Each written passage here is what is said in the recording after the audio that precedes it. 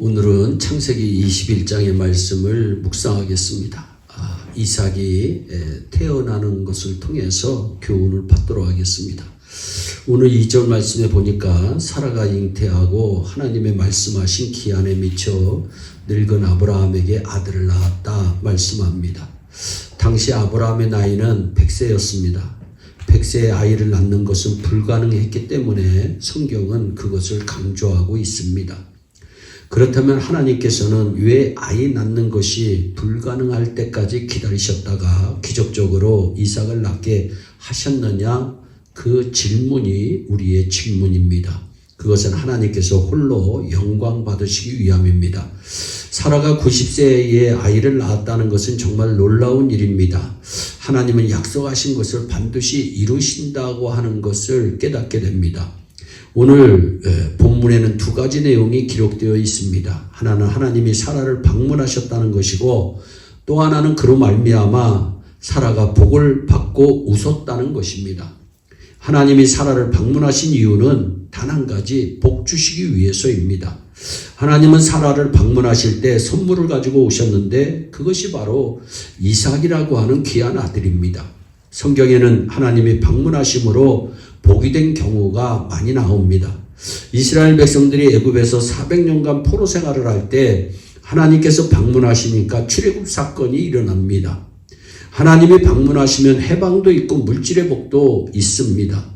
아들이 없어서 분인 나에게 멸시를 당하던 한나에게 하나님께서 방문하시니 사무엘이라고 하는 위대한 선지자를 아들로 받게 되었습니다.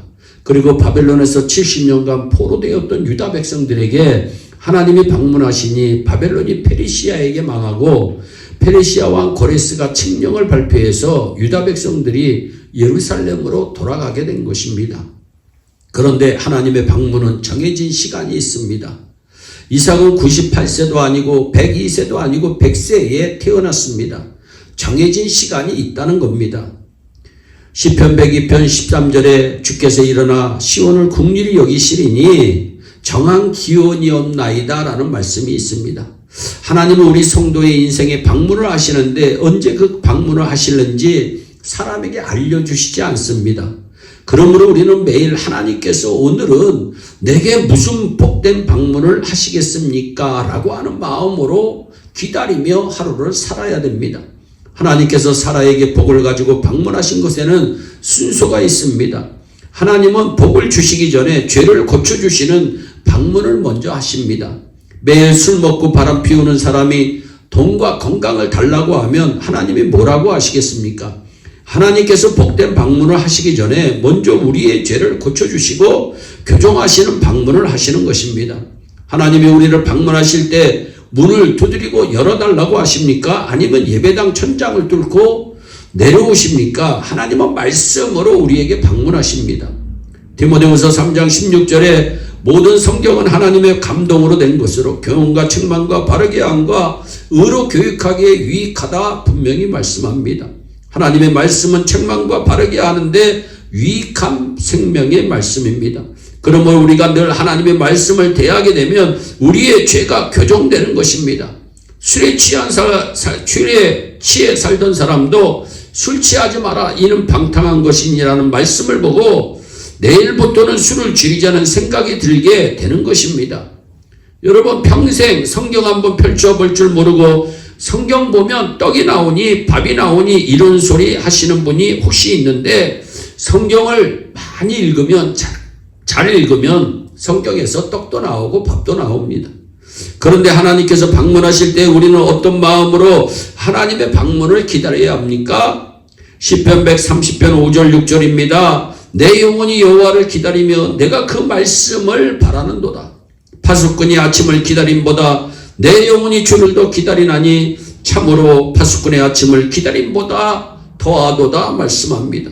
군대에서 보초를 서본 사람은 아침에 오는 것이 얼마나 반가운 일인지를 압니다. 그런 마음으로 주님이 방문하시는 것을 기다려야 한다는 겁니다. 창세기 21장은 하나님의 방문을 받은 사람에게 복과 기쁨이 있다는 말씀입니다. 그리고 하나님의 방문을 받으려면 먼저 불신앙과 죄악을 처리해야 된다고 하는 말씀입니다. 아브라함과 사라는 어떻게 이삭을 얻게 되었습니까? 아브라함이 믿었기 때문입니다. 하나님의 약속을 믿었기 때문입니다. 예수께서 이르시되 할 수 있거든요. 무슨 말이냐? 믿는 자에게는 능치 못할 일이 없느니라 말씀했습니다. 믿는 자에게는 모든 것이 가능하다고 하는 이야기입니까? 그러면 믿는 자는 한강에 빠져도 나 안 죽는다 하면 안 죽는 겁니까? 믿는 자는 굶어도 살이 찝니까? 그렇지 않습니다. 그러면 믿는 자에게 능치 못할 일이 없다는 것은 무슨 말씀의 뜻일까요? 그것은 무엇을 믿는 자에게 능치 못함이 없다는 것이냐? 즉 하나님의 분명한 약속을 믿는 자에게 능치 못할 일이 없다고 하는 생명의 말씀입니다. 아브라함과 사라는 분명한 하나님의 약속을 받았습니다. 그리고 그것을 믿었고 하나님의 약속의 말씀이 그들에게 이루어진 것입니다. 하나님이 약속하셨으면 그분이 반드시 하시리라고 믿으시기를 바랍니다. 오늘 이 시간에 하나님이 우리에게 방문하시면 우리에게 복과 기쁨이 넘칠 것입니다. 그리고 그런데 이 복된 방문을 받으려면 먼저 말씀을 가까이 해야 됩니다. 먼저 죄를 해결해야 됩니다. 날마다 하나님의 복된 방문을 받으시는 우리 모두가 되기를 주 예수 그리스도의 이름으로 축원합니다. 기도하겠습니다. 사랑의 하나님 참 감사합니다.